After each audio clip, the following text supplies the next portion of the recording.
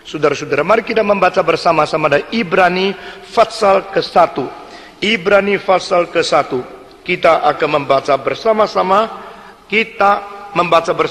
Ibrani pasal ke-1 ayat yang ke-7. Saudara-saudara, Ibrani pasal 1 ayat yang ke-7. Semua membaca bersama-sama. 1, 2, 3.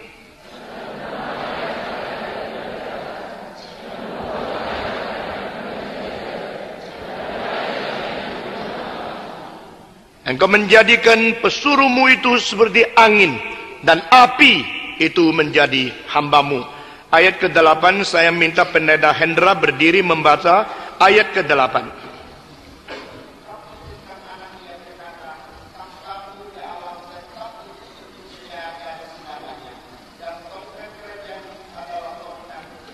Ya, di sini tongkat kerajaan bisa diterjemahkan sebagai kuasa kerajaanmu. Itu adalah yang benar dan lurus adanya. Mari kita berdoa sekali lagi. Bapa di dalam surga, kami serahkan jam ini ke dalam tangan Tuhan. Kiranya Tuhan mendidik kami, mengajar kami, mencerahkan kami dan menguatkan kami, memperlengkapi kami dan memberikan kepada kami bijaksana dengan firman-Mu yang hidup dan yang menghidupkan, firman-Mu yang kudus dan yang membersihkan, firman-Mu yang benar dan yang memberikan kebenaran kepada kami, firman-Mu yang tidak berubah namun memberikan kekuatan merubah hidup kami, supaya kami makin sesuai dengan kehendak dan rencana Tuhan di dalam mencipta kami. Dengar doa kami Tuhan, kami serahkan semua ke dalam tangan Tuhan, demi nama Yesus Kristus, penebus dan juru selamat kami yang hidup. Amin. Minggu lalu kita telah berbicara di sini, Allah menjadi hambanya badai dan Allah menjadi hambanya api. Nah, ini merupakan dua simbol di dalam tanda-tanda sebagai hamba Tuhan. Saudara-saudara sekalian, kita melihat Allah telah menjadikan semua malaikat-malaikat yang melayani Dia seperti badai dan seperti api. Kita telah membicarakan sifat-sifat daripada badai, sifat-sifat daripada api. Angin itu tidak kelihatan, tapi mempunyai kekuatan yang dahsyat luar biasa, mempunyai kecepatan yang begitu tinggi sehingga melebihi daripada banyak alat-alat transportasi. Saudara-saudara, angin itu mempunyai keringanan yang sangat tidak berarti, atau beratnya itu adalah sangat ringan. Tapi angin itu punya kecepatan yang begitu tinggi sehingga melebihi daripada banyak alat-alat transportasi. Saudara-saudara, angin itu mempunyai keringanan yang sangat tidak berarti, atau beratnya itu adalah sangat ringan. Tapi angin itu mempunyai kuasa dan mempunyai kekuatan untuk merusak yang tidak bisa diduga oleh manusia. Dan angin itu adalah sesuatu kekuatan yang bisa menyapu bersih polusi di dalam udara. Dan angin itu merupakan juga sesuatu tanda di mana kita melihat ada sesuatu keseimbangan yang mungkin terjadi di dalam membereskan suhu yang sudah sumbat di dalam tempat-tempat tertentu. Saudara-saudara sekalian, inilah angin dan inilah hamba Tuhan. Inilah tanda daripada yang disuruh oleh Tuhan. Saudara-saudara, malaikat-malaikat melaksanakan kehendak Tuhan, mereka dengan berani, mereka dengan taat, dan mereka dengan segera melaksanakan. Mereka begitu dinamis adanya.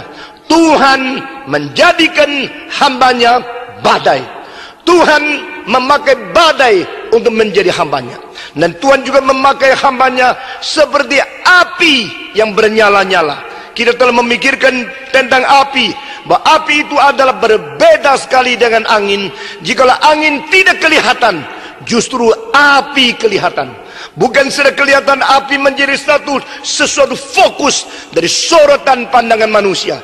Itu sebab di mana hamba Tuhan berada, orang memperhatikan dia. Hamba Tuhan berada, orang melihat segala gerak-gerik, segala tindak tanduk, segala pertuturan dan segala sikap hidup dia. Boleh dikatakan seorang hamba Tuhan tidak bisa menyembunyikan diri. Saudara-saudara, api itu kelihatan, api itu dilihat dan diperhatikan. Karena itu menjadi fokus daripada perhatian orang di sekitarnya.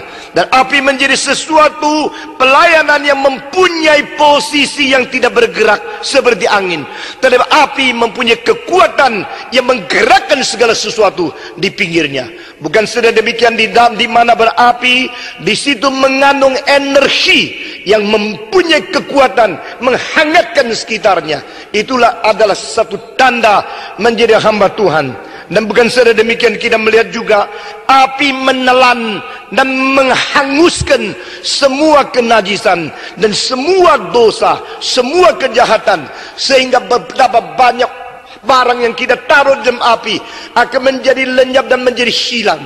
Saudara-saudara, berapakah besarnya kekuatan api untuk menelan, menghanguskan, menghanyutkan dan mentiadakan keberadaan. Itu tidak ada orang yang bisa menghitung dengan sesungguhnya. Our God is a consuming fire. Penulis Ibrani pada fase-fase selanjutnya mengatakan, Allah kita seperti api yang menghanguskan. Demikian juga hamba-hamba Tuhan yang benar-benar hidup dalam kesucian, di dalam dirinya mempunyai kekuatan, kuasa, kesucian, dan dia tidak berkompromi dengan dosa. Saudara-saudara, inilah adalah tanda-tanda Tuhan memakai hamba-hambanya. Gereja yang ada api dan gereja yang tidak ada api sama sekali berbeda. Hamba Tuhan yang pelayanannya ada api dan pelayanannya tidak ada api sama sekali berbeda. Pelayanan-pelayanan kita dan pertolongan kita kepada orang lain mengeluarkan kehangatan, mengeluarkan api, energi, pencerahan, memimpin orang di arah yang benar. Dan yang tidak berapi sama sekali berbeda. Saudara-saudara, kita harus merenungkan lebih dalam, memikirkan lebih tuntas semua yang diwahyukan kitab suci kabar kita, sehingga kita boleh menjadi yang boleh dipakai di dalam tangan Tuhan. Saudara-saudara, setelah orang yang menulis Ibrani membicarakan bahwa hamba Tuhan seperti api dan angin, langsung dia membandingkan dengan Yesus Kristus. Saudara-saudara, engkau menjadikan hambamu itu badai, engkau menjadikan hambamu itu api. Seterusnya mengenai anaknya itu, dia berkata bahwa kerajaanmu dan takhtamu itu kekal adanya, dan tongkat pemerintahanmu itu lurus dan tidak berubah. Nah, saudara-saudara, di sini kita melihat memang Ibrani fase pertama menyatakan Kristus lebih daripada semua malaikat, dan ini akan mengatakan dengan sesuatu lapisan-lapisan makin dalam untuk membawa kita mengenal kristologi yang luar biasa. Tetapi pada pasal 2 kita akan melihat dibalikkan lagi oleh penulis Ibrani bahwa Yesus pernah sementara lebih rendah sedikit dari malaikat. Nah, saudara-saudara, firman Tuhan yang demikian ajaib dan demikian menarik perhatian kita, memerlukan kita tenang memikir, mempelajari dan mengimplikasinya di dalam hidup kita sehari-hari. Saudara-saudara, di dalam Esdras, buku di dalam Apokrifa, ada satu ayat yang mengatakan, engkau menjadikan semua hamba-hambamu itu seperti api dan angin, tapi sementara mereka menjadi lenyap. Jadi di sini kita melihat ada satu perbandingan antara hamba-hamba Tuhan sebagai malaikat yang diutus dan Kristus sebagai raja yang mengutus. Di sini penulis daripada Ibrani dengan jelas mengatakan bahwa setelah dibandingkan malaikat-malaikat dengan Kristus, maka kita memerlukan pengertian tentang apa yang ada pada anak Allah yang tunggal itu. Pada ayat-ayat sebelumnya kita telah mengatakan, engkaulah anakku dan hari ini aku melahirkan engkau. Ini sesuai dengan apa yang diajarkan oleh Bapak Gereja, yaitu origin. Dia mengatakan ini merupakan the eternal generation of Holy Son in the eternity. Saudara-saudara, anak yang kudus itu dilahirkan di dalam kekekalan, dan dia menyatakan diri di dalam sementara, jadi inkarnasi di dalam dunia.